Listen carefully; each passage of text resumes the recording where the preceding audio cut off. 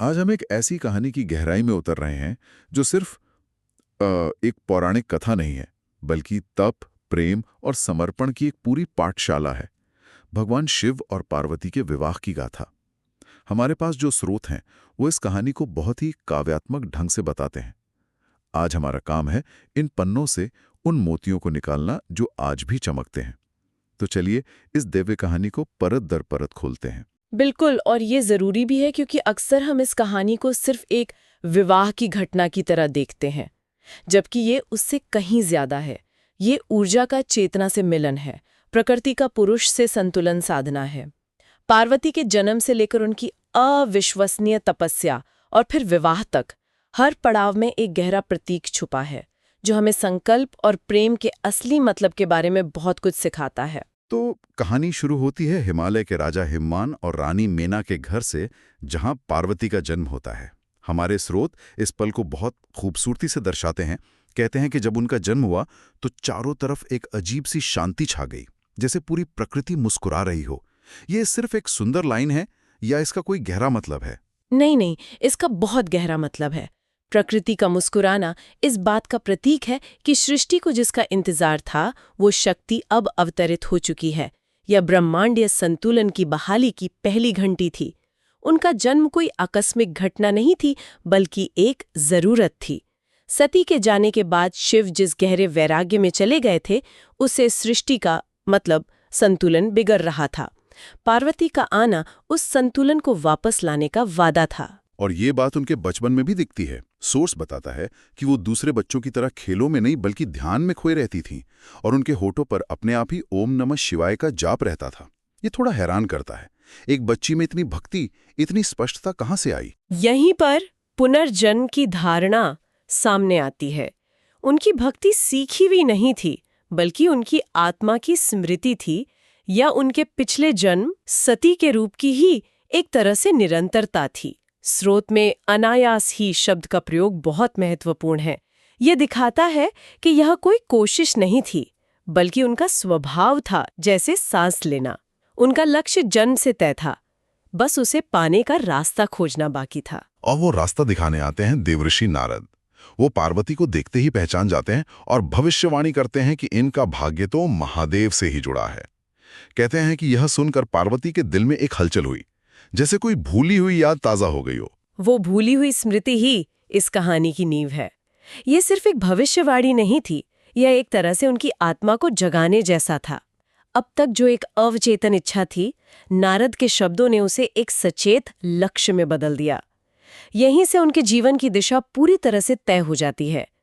अब सवाल ये नहीं था कि क्या करना है, बल्कि यह था कि कैसे करना है। और ये कैसे वाला सवाल ही सबसे मुश्किल था, क्योंकि एक तरफ पार्वती हैं जिनका लक्ष्य अब बिल्कुल साफ है, लेकिन दूसरी तरफ हैं शिव, जो कैलाश पर गहरी समाधि में है।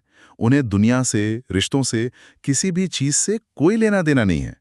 इन दो बिल्कुल अलग दुनियाओं का मिलन आखिर होता कैसे? यही तो इस कहानी का केंद्रीय संघर्ष है। एक तरफ प्रेम और समर्पण की पराकाष्ठा है, तो दूसरी तरफ वैराग्य का शिखर। ये कोई सामान्य मिलन नहीं हो सकता था। इसे संभव करने के लिए एक असाधारण प्रयास की जरूरत थी, एक ऐसी साधना जो वैराग्य की उस दीवार को भेद सके। और पार्वती ने वही असाधारण रास्ता चुना, तप का मार्ग। एक राजकुमारी जिसने कभी कोई कष्ट नहीं देखा होगा, वो राजमहल के सारे सुख, रेशमी कपड़े सब छोड़कर जंगल चली जाती हैं। स्रोत में उनके इस बदलाव के बारे में कुछ और बताया गया है। ये कितना मुश्किल रहा होगा? बहुत मुश्किल। हमारे स्रोत उनकी तपस्या के चरणों को बहुत विस्तार से बताते हैं, और वो वाकई में रोंगटे खड़े कर देने वाले हैं। शुरुआत में उन्होंने केवल फल खाए, फिर कुछ समय बाद फल भी छोड़ दिए और सिर्फ पेड़ों के पत्ते खाकर गुजारा करने लगी। सोचिए, शरीर को कितनी कम ऊर्जा मिल रही होगी। और ये सिलसिला यहीं नहीं रुका। बिल्कुल नहीं। सालों बाद उन्होंने पत्ते खाना भी छोड़ दिया। वो बस हवा और पानी पर जीवित रहने लगी। उनकी तपस्या की कठोरता को देखकर सप्तऋषि और देवता तक चिंतित हो गए। इसी वजह से उन्हें एक नया नाम मिला, अपर्णा। अपर्णा का मतलब है जिसने पत्ते भी त्याग दिए हों। ये नाम ही उनके संकल्प का सबसे बड़ा प्रमाण बन गया। अपर्णा, ये सिर्फ एक नाम नहीं है, ये अपने आप में एक पूरी कहानी है। ये दिखाता है कि उन्होंने अपने अस्तित्व को प्रकृति की न्यूनतम जरूरत से भी आजाद कर लिया था। पर सवाल यह है कि इतनी कठोर तपस्या क्यों? क्या शिव को प्रेम से नहीं पाला जा सकता था? ये एक बहुत दिलचस्प सवाल है। ये कहानी बताती है कि योग्यता कमाई जाती है, मिलती नहीं। पार्वती का तप सिर्फ शिव को पाने के लिए नहीं था, बल्कि उनके बराबर खड़े होने की योग्यता हासिल करने के लिए था। शिव चेतना का शिखर है, वैराग्य की मूर्ति है। उनके साथ जुड़ने के लिए पार्वती को भी अपनी चेतना को उसी स्तर पर उठाना था। ये साबित करना था कि उनका प्रेम किसी भी भौतिक या भावनात्मक जरूरत पर निर्भर नहीं है। ये सिर्फ पाने की नहीं, बनने की कहानी है। वाह, ये एक बिल्कुल नया नजरिया है। तो जब पार्वती अपनी तपस्या के शिखर पर थीं, तब देवताओं की भी चिंता बढ़ रही थी। उन्हें तारकासुर जैसे असुरों से छुटकारा पाने के लिए शिवपुत्र की जरूरत थी। वो शिव के पास जाते हैं, लेकिन शिव तो शिव हैं। वो खुद पार्वती की परीक्षा लेने का फैसला करते हैं। लेकिन एक मिनट, शिव तो सर्वज्ञानी हैं, उन्हें तो पता ही होगा कि पार्वती का प्रेम सच्चा है, तो फिर ये परीक्षा क्यों? क्या ये पार्वती के लिए थी या दुनिया को कुछ दिखाने के लिए? बहुत अच्छा सवाल है।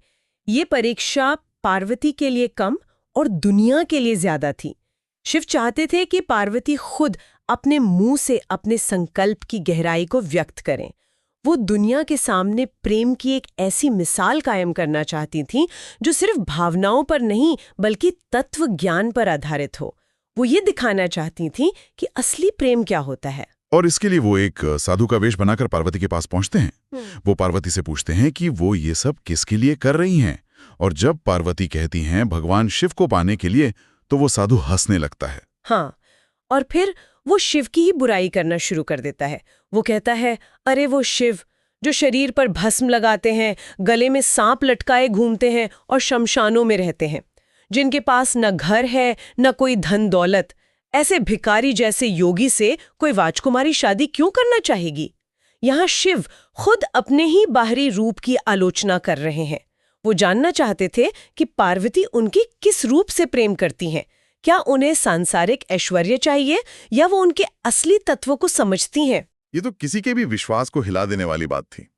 पर पार्वती का जवाब, वो इस कहानी का दिल है। हमारे स्रोत बताते हैं कि उनकी आंखों में गुस्सा नहीं बल्कि एक दृढ़ता थी। उन्होंने कहा, आप शिव को नहीं जानते। जिसे आप भस्म कहते हैं वो वैराग्य की पवित्रता है। जैसे आप शमशान कहते हैं वो इस सत्य का प्रतीक है कि हर चीज नश्वर है। उनका वैराग्य ही उनका सबसे बड़ा वैभव है। और यही वो जवाब था जो शिव सुनना चाहते थे। पार्वती ने आलोचना को खारिज नहीं किया बल्कि उसे एक गहरे ज्ञान में बदल दिया। उन्होंने ये साबित कर दिया कि वो शिव के बाहरी रूप रंग से नहीं बल्कि उनके असली सार से प्रेम करती हैं। वो समझती थीं कि शिव की शक्ति उनका वैराग्य है, उनकी कमजोरी नहीं। इस एक जवाब ने ये तय कर दिया कि पार्वती सिर्फ एक भक्त नहीं बल्कि शिव की शक्ति बनने के योग्य हैं। और जैसे ही पार्वती ये कहती हैं, वो साधु गायब हो जाता है और उनकी जगह खुद महादेव खड़े होते हैं। स्रोत उस पल का वर्णन करते हैं कि उनकी जटाओं से गंगा की धारा बह रही थी और आंखों में ब्रह्मांड की करुणा थी। और वो कहते हैं, देवी, तुम्हारी तपस्या सफल हुई, तुम्हारा प्रेम सच्चा है, मैं तुम्हें अपनी पत्नी के रूप में स्वीकार करता हूं। ये वो पल था जब सालों की साधना को मंजिल मिली। ये सिर्फ एक विवाह का प्रस्ताव नहीं था, ये एक तपस्वी की साधना को उसके आराध्य का सर्वोच्च सम्मान था। ये इस बात का प्रमाण था कि अगर संकल्प सच्चा हो तो वैराग्य के शिखर पर बैठे शिव को भी प्रेम के आगे झुकना पड़ता है। इसके बाद आती है महाशिवरात्रि की वो रात और वो अद्भुत बारात।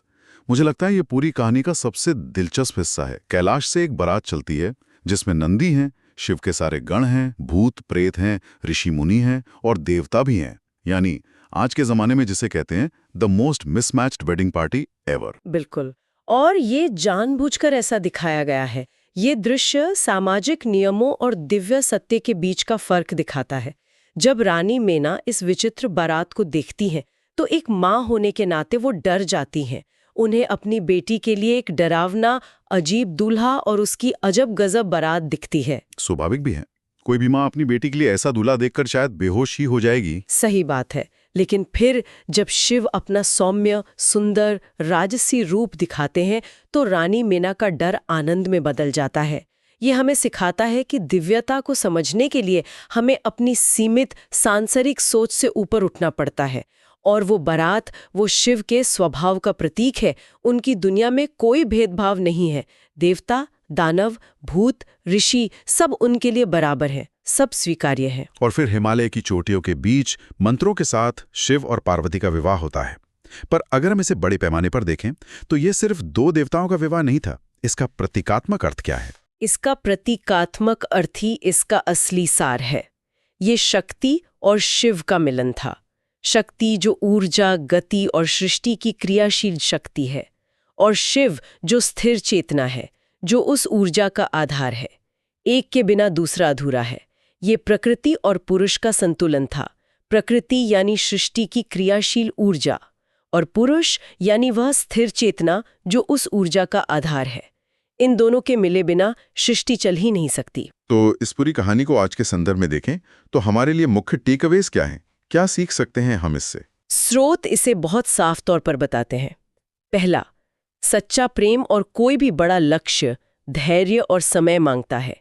ये तुरंत नहीं मिलता। इसमें परीक्षाएं होती हैं, इंतजार होता है। पार्वती ने सालों तक इंतजार किया। दूसरा, जैसा कि आपने पहले भी कहा, दृढ़ संकल्प और सच्ची लगन से कुछ भी हासिल किया जा सकता है। पार्वती ने जो किया वो मानवीय क्षमताओं से परे लगता है, लेकिन ये कहानी हमें प्रेरणा देती है कि अगर निश्चय पक्का हो तो कोई भी पहाड़ हिलाया जा सकता है। और तीसरा, जो शायद सबसे गहरा सबक है, असली सुंदरता बाहरी रूप रंग में नहीं बल्कि भीतर की पवित्रता और सार को समझने की क्षमता में है।